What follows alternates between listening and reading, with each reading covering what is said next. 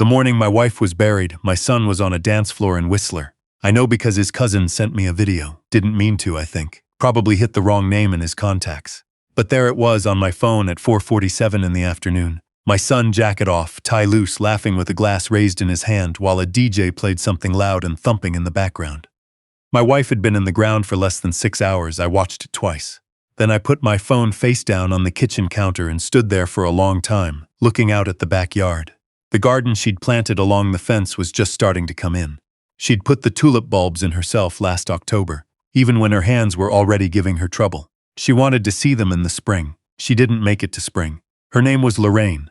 We were married for 38 years. She was 64 years old when she died, and she deserved better than what her own son gave her at the end.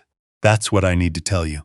That's why I'm sitting here at my kitchen table in Thunder Bay, talking to a camera, trying to figure out how to say all of this without my voice breaking every 10 minutes. I'll try. Lorraine got her diagnosis in September, pancreatic cancer. The oncologist at the regional hospital, a quiet, careful man named Dr. Pelletier, sat us down and walked us through what it meant. He was honest with us without being cruel, which I appreciated. He said we could pursue treatment, that some patients responded well, but that we should also begin thinking about the time we had together and how we wanted to use it. We drove home mostly in silence. Lorraine held my hand on the gear shift the whole way. When we got to the house, she made tea. That was her response to most things. She made tea and then she sat down and said, "Okay, let's not waste any of it." We didn't. Our son, I'll call him my son because that's what he is, that's still what he is even after everything. His name is Flynn. He's 36 years old. He works in commercial real estate out of Vancouver, does well for himself, always has. He got his mother's work ethic and his own ambition, and somewhere along the way that combination produced a man I sometimes look at and don't quite recognize as the boy I raised. He called when we told him about the diagnosis. He sounded upset. He asked questions, the right questions, and I thought, okay, this is going to bring him closer. Sometimes something terrible has a way of doing that. His girlfriend at the time was a woman named Sky. She's 29. I want to be careful here because I don't think she's a bad person. I think she's someone who decided early on what her life was going to look like and pursued it with a single-mindedness that doesn't leave much room for things that aren't on the plan. Flynn and Sky had been together for 2 years when Lorraine got sick. They'd been engaged for 8 months. The wedding was set for March 22nd, a Saturday. Destination wedding up in Whistler, venue booked, deposits paid, guests flying in from Calgary and Toronto, and, in Sky's family's case, from Vancouver Island and as far as London, England. I'm telling you the details because they matter later. Because that's what everyone kept throwing at me. Lorraine declined faster than Dr. Pelletier had hoped. By November, she was mostly in bed. By January, she needed palliative care at home. I was her primary caregiver, me and a nurse named Donna, who came 3 mornings a week and became someone I will be grateful to for the rest of my life. Donna had a way of moving through our house quietly, efficiently, without making Lorraine feel like she was being managed. She'd sometimes sit at the edge of the bed and talk to Lorraine about nothing in particular. The weather, a book, the cardinal that kept showing up at our feeder. And Lorraine would smile in that tired way she had by then, that smile that took effort but was still completely hers. Flynn came home at Christmas. He stayed 4 days. Sky came with him and she was polite, attentive in the way people are when they're performing attentiveness. She helped with dishes. She asked my wife how she was feeling and listened to the answer. But there was something underneath all of it. Something impatient, I want to say. Not cruel, just impatient. Like someone sitting in a waiting room, watching the clock. On the 3rd day, Flynn pulled me aside in the garage and said they'd been talking about possibly moving the wedding. Not canceling, just moving it a few months, to give the situation time to resolve itself. That was the phrase he used. Resolve itself. I remember thinking, this is your mother, she's not a situation. But I didn't say that. I said I thought that was a thoughtful thing to consider. He didn't move it. Lorraine passed on March 9th, at home in our bedroom, at 6:22 in the morning. I was holding her hand. The room was very quiet and the light coming through the curtains was just starting to go from gray to pale gold, and she took one breath and then didn't take another, and that was it. 38 years and that was it. I sat with her for a while before I called anyone. I wasn't ready to let the machinery of death begin, the phone calls and the funeral home and the paperwork. I just sat with her and talked to her a little. I don't know if that means anything. It meant something to me. I called Flynn at 7. He answered on the 2nd ring and I told him, and he was quiet for a moment and then he said, "Dad, I'm so sorry." And he meant it. I believe he meant it in that moment. Then he said, "The wedding is in 13 days. I said, "I know." He said, "We're going to have to figure out the timing." I said, "Yes, I suppose we will." We buried Lorraine on March 19th, 3 days before the wedding. I want to explain why it took 10 days because I know that raises eyebrows. Lorraine had a sister, Paulette, who lives in Halifax. She has MS and uses a wheelchair, and traveling isn't simple for her. She needed time to arrange accessible transport and accommodation. Lorraine adored Paulette. There was no version of this funeral where her sister wasn't there. So we waited. I told Flynn about the date on March 10th, the day after Lorraine died. I told him March 19th. He was quiet for a moment, and then he said he'd have to talk to Sky. He called back that evening. He said they'd been looking at it from every angle. He said the wedding venue had a strict final headcount policy, that Sky's relatives from England had already flown in, that the florist and the caterer and the photographer were all locked in, that to cancel or postpone would cost them somewhere in the range of $40,000 in lost deposits alone, plus the knock-on costs. He said he was devastated about his mother. He said he hoped I understood that this wasn't easy for him either. I said I understood the financial situation. He said, so you see why we can't just... I said I understood the financial situation. I didn't say anything else. There was a long pause, then he said, will you come to the wedding? We want you there, Dad. It would mean everything. I told him I would let him know. His aunt Paulette arrived from Halifax on March 16th. My brother-in-law Gordon flew in from Saskatoon. My neighbors, a couple named the Abercrombies who'd known Lorraine for 20 years, they sat with me those evenings and made sure I ate something. My oldest friend, a man named Clifton, who I've known since we were 19 years old, and working at the same lumber yard, he drove up from Sudbury and stayed in the spare room and didn't say much but was just there, which was all I needed. Flynn did not come for the funeral. Sky's bachelorette weekend was March 17th and 18th up in Whistler. I found that out later. He said he had obligations. He sent Flower a large arrangement that arrived at the funeral home on the morning of the 19th, with a card that said, thinking of you both. All our love, Flynn and Sky. The both was written as if his mother were still alive to receive it. The funeral was a Wednesday morning. The church was full. Lorraine had been a member of her congregation for 22 years. She'd volunteered at the food bank every second Saturday. She'd coached girls hockey for 8 years when Flynn was young. People came. People showed up. The pews were packed and her sister sat at the front in her wheelchair and held my hand during the eulogy, and I got through it barely, but I got through it. Afterward, at the reception in the church hall, my phone started going. Texts from Flynn, then a call, then more texts. His cousin, the one who'd accidentally sent me the video, though we weren't at that part yet, he was at the wedding venue and apparently had mentioned to Flynn that the service had been beautiful. Flynn wanted to know how it went. He wanted to know how I was holding up. I didn't answer.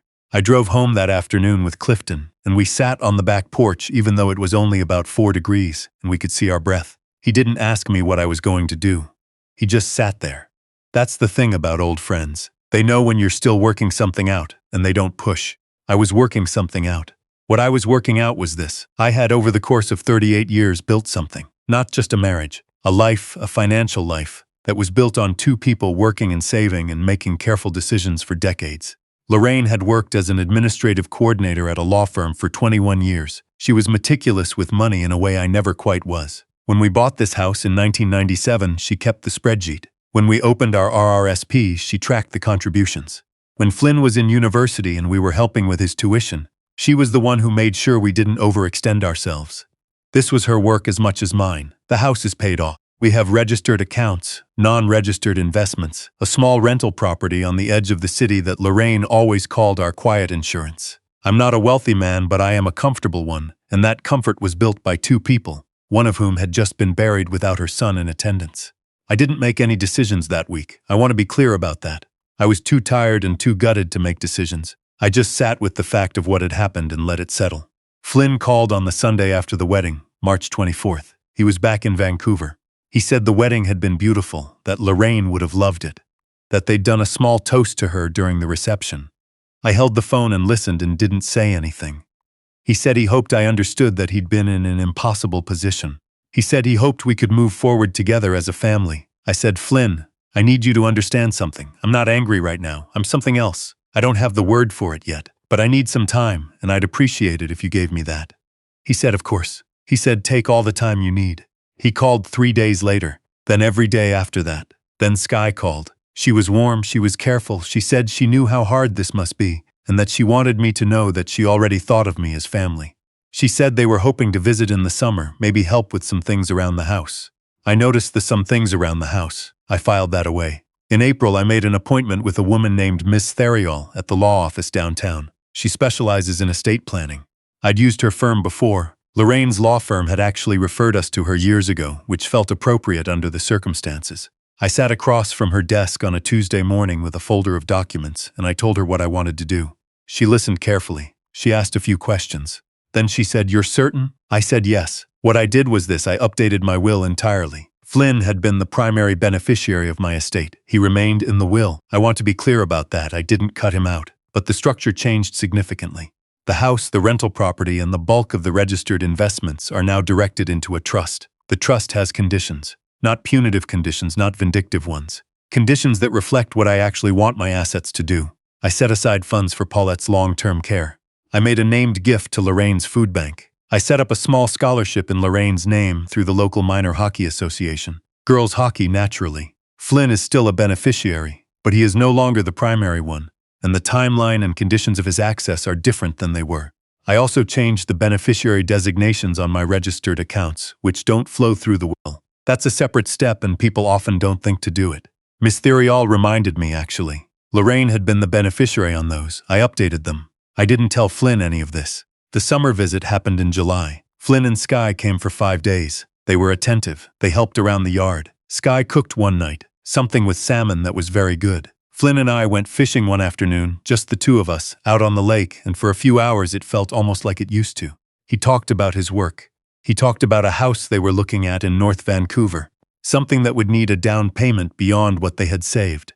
He mentioned carefully that he knew things would be different now without Mom's income contributing to the household, that he imagined I'd be thinking about the future, about what made sense. I let him talk. On the 4th day, he sat down with me after dinner and said, "Dad, I think we should talk about your plans. For the house, for everything. Skye and I have been talking, and if it would help you to have some liquidity to simplify things, we'd be willing to." I said, "I've already made my plans." He looked at me. "What do you mean?" I said I'd updated everything in the spring, that I'd worked with an estate planner, and that everything was in order. I said he didn't need to worry about the logistics. He said, "Can I ask what you decided?" I said, "I'd rather not go into the details right now." That was the first time I saw something flicker across his face. Not grief, not concern, something colder. He recovered quickly. He said, of course, and the conversation moved on. But it was there, that flicker. I've thought about it many times since. They left on a Sunday morning, hugs at the door. Skye said she hoped we'd do this more often. Flynn said he loved me, and I said I loved him too, because I do. That part hasn't changed. You can love someone and still see them clearly. You can love someone and still hold a line. I didn't hear from him for 6 weeks after that visit. 6 weeks, then a text, then a few phone calls. Normal son-father things, or close enough. But there was a formality to it now that hadn't been there before, even before all of this. Like we were both being careful. In October, I had coffee with Clifton and I told him everything. All of it. He listened the way he always does, with his elbows on the table and his coffee going cold because he forgets to drink it when he's listening. When I finished, he said, "How do you feel?" I said, "Honestly, I feel like myself again. Like I got back something I didn't realize I'd been slowly losing." He nodded. He picked up his coffee, realized it was cold, put it back down. He said, "She'd be glad you're okay. I think she would. I think Lorraine, who kept every spreadsheet and tracked every contribution and made every careful decision, would look at what I did and understand it completely. She was not a sentimental woman about money. She was sentimental about people. She understood the difference. I go to the cemetery on Sunday mornings. I bring 2 coffees from the Tim Hortons on the way. I know that's a bit silly, but it's become the thing I do. I set hers next to the stone and I drink mine and I talk to her. About the week. About the garden, which I'm trying to maintain even though I'm not as good at it as she was. About Flynn when I have something to say. Last Sunday I told her that Flynn had called on Thursday. That he'd sounded like himself, mostly. That we'd talked for almost 40 minutes about nothing in particular. A documentary we'd both watched, the hockey season. Whether I was thinking about getting a dog. I told her I might be thinking about getting a dog. I told her the tulips she planted came in beautifully in the spring. That I didn't know she'd planted that many. That when they came up along the fence, all of them at once, I stood at the kitchen window and didn't move for a long time. I don't know what the rest of this looks like. I don't know if Flynn and I find our way back to something that feels right, or if we stay in this careful, distant orbit for the rest of my life. I know what I did, and I know why I did it, and I have no second thoughts about it. What I know is this: Lorraine deserved to have her son at her funeral. That's not a complicated statement. That's not a statement that requires context or nuance or the other side of the story. She gave him 36 years of her life, and she died at 64. And he was on a dance floor in Whistler. She deserved better. And somewhere in the quiet of that Wednesday morning in March, standing beside her grave with her sister and her neighbors and her oldest friends around me, I decided that I was going to make sure the rest of my life reflected what she actually meant. The tulips come back every spring now. I didn't plant them. She did. That's the thing about the people who love you quietly and without fanfare. Sometimes you don't understand the full weight of what they were doing until they're gone. And by then, all you can do is tend what they left behind and try to be worthy of it. I'm trying.